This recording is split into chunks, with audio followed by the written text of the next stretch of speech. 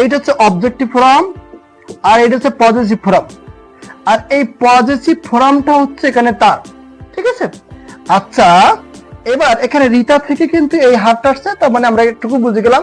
এবার দেখো প্রশ্ন না যে স্যার দুইটা জায়গায় হার, তাহলে এখানে হার এখানে হার, এটা অবজেক্টিভ এটা পজিটিভ, কিভাবে বুঝবো?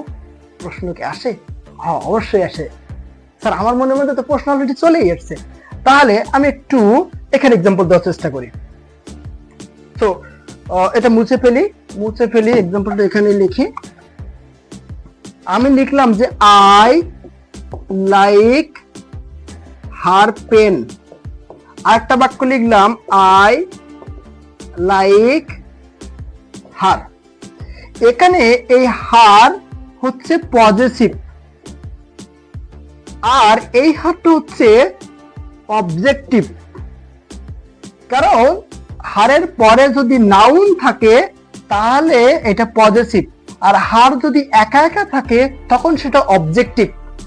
হারের পরে যদি নাউন থাকে তাহলে এই হারটা পজিটিভ, আর হার যদি একা একা থাকে তখন সেটা অবজেক্টিভ। তাহলে আমরা এই হারটা পজিটিভ হিসেবে ব্যবহার করছি, কারণ এখানে নাউন মাদার লিখছি, ঠিক আছে। ওকে।